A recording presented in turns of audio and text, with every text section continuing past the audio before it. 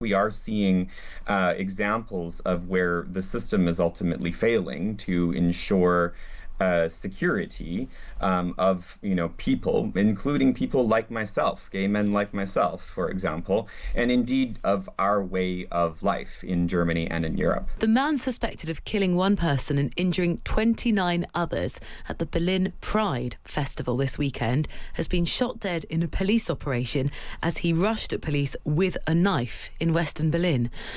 Her van was driven into a crowd of people late on Saturday evening. The German Interior Minister said evidence pointed to it being an Islamist terror attack. Burnett is a security policy fellow at the European Resilience Initiative Centre and was at Berlin Pride on Saturday. Aaron, good morning. Good morning. What do we know about the suspect in this case and the motivation that he had for the attack? Well, we know quite a bit about the suspect in this particular case. That's why the actual act is so shocking. I mean, we know that he was arrested in Lebanon and brought back to Germany because of his sympathies for ISIS, for the Islamic State. We know that he had regularly posted pro-Islamist propaganda to his social media. We know that police considered him to be a clear member of Berlin and Germany's Islamist scene and community. We've known that he was that for quite a period of time. We know that he was previously convicted for things like assault and robbery, going back years to when he was a teenager in 2019, in 2022, in 2020. So he was very much known to police. He was known as a someone who had a history of violence, who had a history of conviction, who had a history of Islamist sympathies, and he was indeed given a probationary sentence already in May of this year, and then police had a separate investigation that they were looking into, and they had enough suspicion during that investigation to search his apartment earlier this month on July 3rd. They did not find anything, but in any case, this was someone where a lot of questions are being asked in Germany. Why was he out? Why was he not in prison? He was sentenced to as part of his probationary sentence to have to undergo something like 26 de-radicalization seminars instead of being in prison. The Berlin prosecutor's office had actually appealed that, and that appeal was in the process of being heard when this attack actually took place. So there are clearly, as you suggest, questions being raised about the intelligence, the decisions of the police. There are also just some operational questions that why was it that at an event like that, someone was able to drive at some distance through the park to be able to reach people? That is a very good question, and one that I've been asking myself.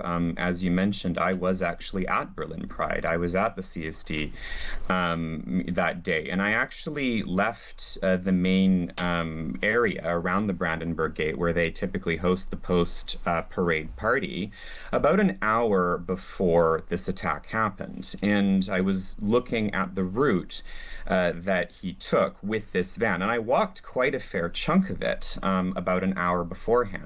And at that time, there were police everywhere. There were barricades everywhere. There were cars and vans everywhere. There were police on foot absolutely everywhere. There were barricades everywhere.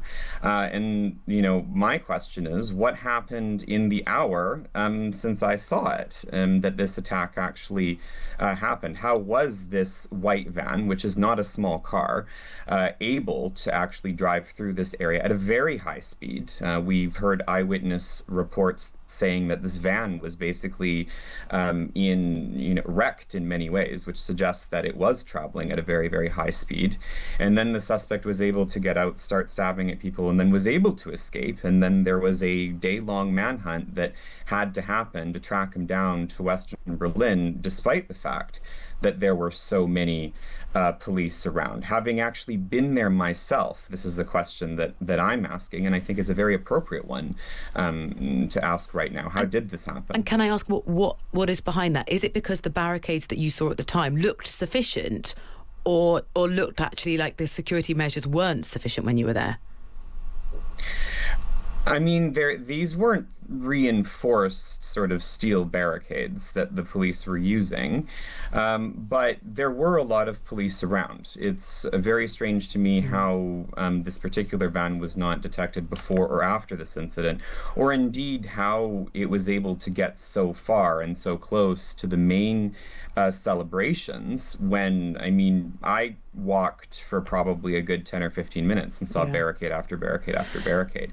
I'm not sure how you don't detect that in that period of time, if I'm honest. What is so stark about this is not an isolated incident. We have seen over the past, even just the last few years, several incidents where someone has used a vehicle to drive into people.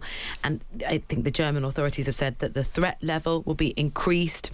But there must be questions now being asked as to why is it that people are able to use a vehicle as a means of destruction like this and be able to do it so many times?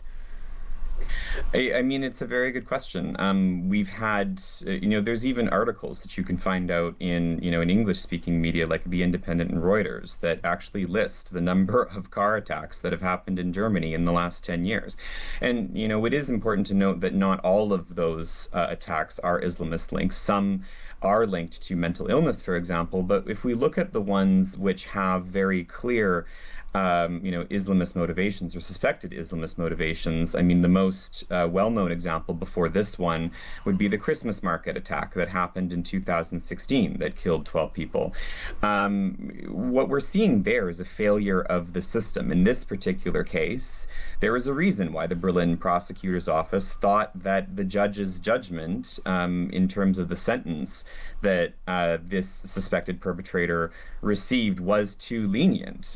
De-radicalization therapy instead of prison, for example. In 2016, we saw, for example, the perpetrator of that attack had already had a deportation order issued against him. He was a Tunisian national that had failed in his asylum claim and was known to have Islamist sympathies, and yet somehow he was still roaming free and able to access a big enough vehicle to perpetrate an attack like that. So I think we are seeing examples of where the system is ultimately failing to ensure security of people, including people like myself, gay men like myself, for example, and indeed of our way of life in Germany and in Europe. Aaron, thank you for telling us exactly what you saw yesterday and for a bit more of the context. Aaron Burnett, Security Policy Fellow at the European Resilience Initiative Centre.